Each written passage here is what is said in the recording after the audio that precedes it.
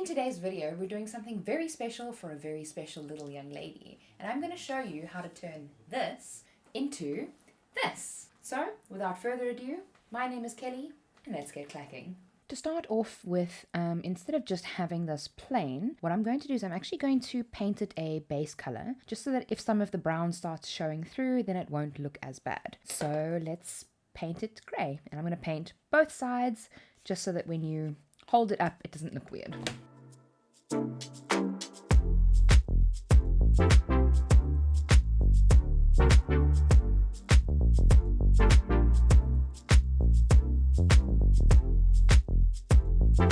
Okay, this honestly doesn't have to be perfect, but as you can see, I painted the back as well as all the sides. I hope I got all the sides. A few moments later. Okay, so this is mostly dry, and now what I'm going to do is I'm going to plan out roughly how I want the flowers to lie. I want to see which ones I want to use, because obviously these ones are quite big, but I've got lots of, smaller ones that I can use as well. So let's open the floodgates, and let's see if we can do some flower planning.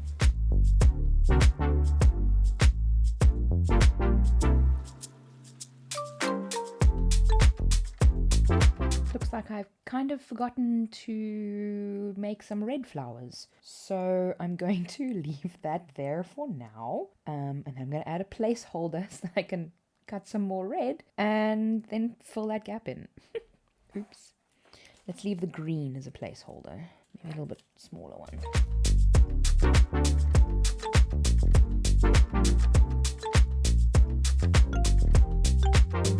Okay, so what I'm going to do is I'm going to cut 1 or 2 red flowers and I'm going to roll them and then I will add them in there. Oops.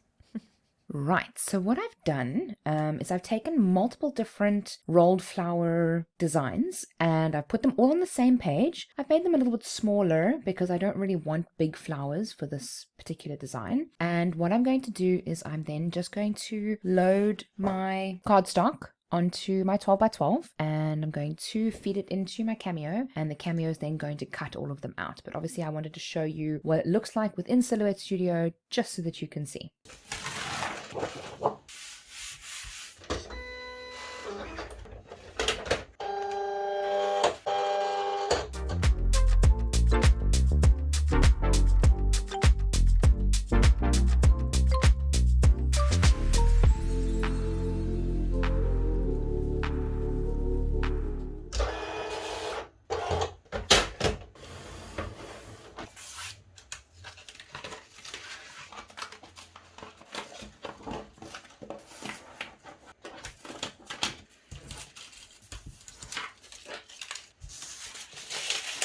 So now that these are all cut, let's roll them. With this particular flower design, what I like to do is, as you can see, I've actually broken off the inner section of this design as well. So now typically, this is something that you would throw away because it's the inside of the spiral and you don't necessarily have a need for it. However, I've found that if you roll them, they actually turn into these. So what I do is I actually roll these ones in any case. So I kind of turn it over, put my twirling tool like we normally do, slip the piece of paper in between the 2 spikes at the top of the twirling tool, and you just roll. So I'm just keeping it in my hand, keeping that in place just to make sure that that all stays in line with each other.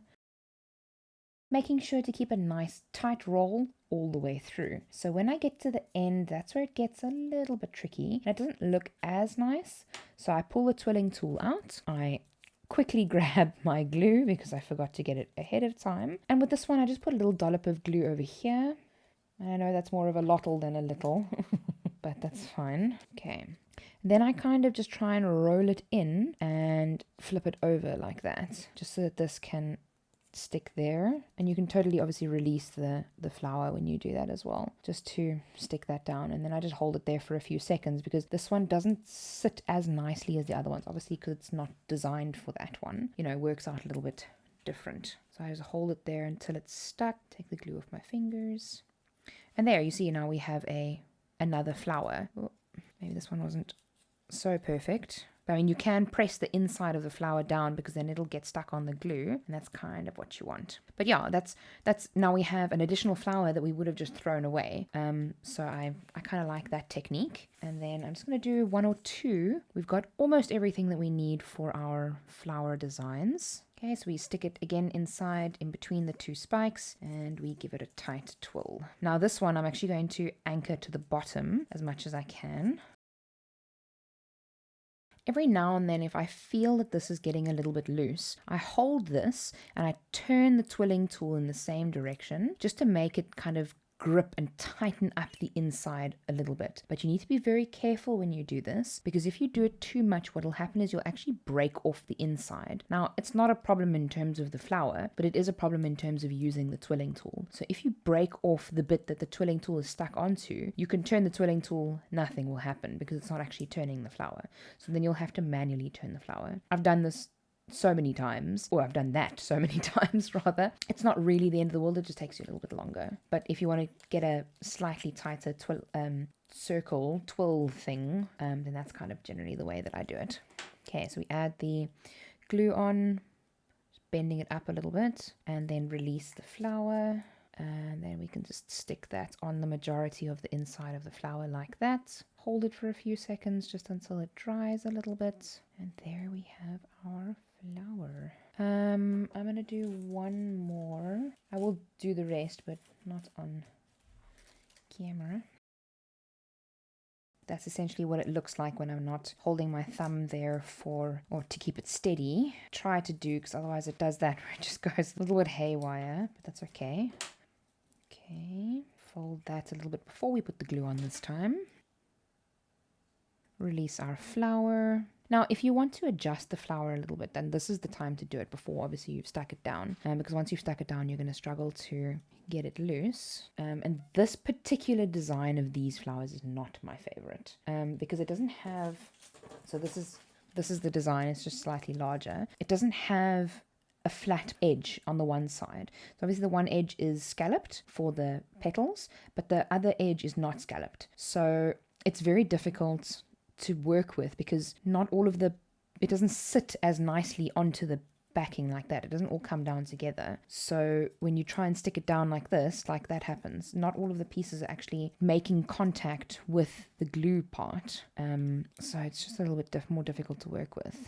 It does work and it does look quite pretty, and it uses a little bit less paper, but if you take the approach that what I showed you with this design, then you actually end up getting 2 roses or 2 flowers for the price of 1. So yeah, 6 of one, half a dozen of the other. I mean, this is the same, almost the same size, and there we get 1 and here we get 2, although this is going to be a lot bigger. These ones are going to be smaller, tighter flowers. So it just depends on what kind of flower you're looking for. That's also why I wanted to use a couple of different ones in this video. So in the last video I pretty much just used the same flowers, and I'll link it up in the info card if you want to take a look at that one. But we are all set with our flowers, so we are going to go on to the next step. Okay, so I now have my red flowers, and let's just see if we can, maybe we can even take that one out, put that one there.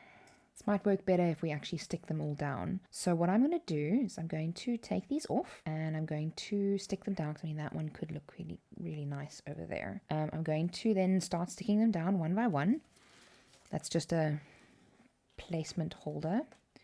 So let's just get these off. I like to always lay them out a little bit in the beginning, just to make sure that my vision can actually come true. We've all experienced it where we think something looks nice and then we try it and it doesn't work. But by then it's too late. And let's get sticking. Maybe this type of glue doesn't like sticking to acrylic. Unless it does, and I just need to give it a little bit more time. Maybe I should use contact glue. I think I'm going to use some contact glue.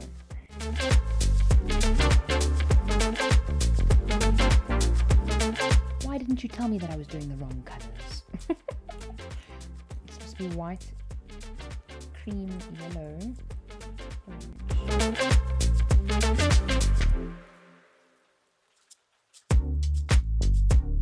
I mean, technically with contact glue, what you should do is you should put an entire layer of contact glue on there. You put contact glue on this side and then kind of stick them down together. But ain't nobody got time for that. So let's just do it the lazy way.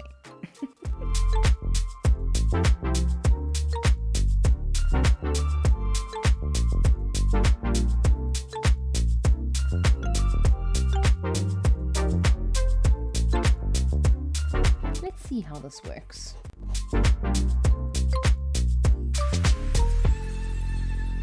Okay, so we're going to test to see if that works. Kind of hope it does. Not gonna lie. Level it out a little bit.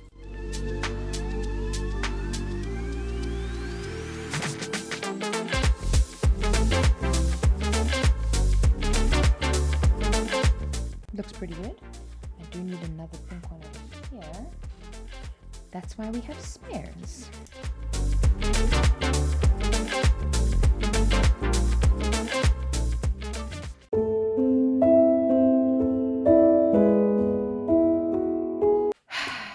You guys, one day I will film a video where the entire thing is recorded in its entirety, but today is not that day.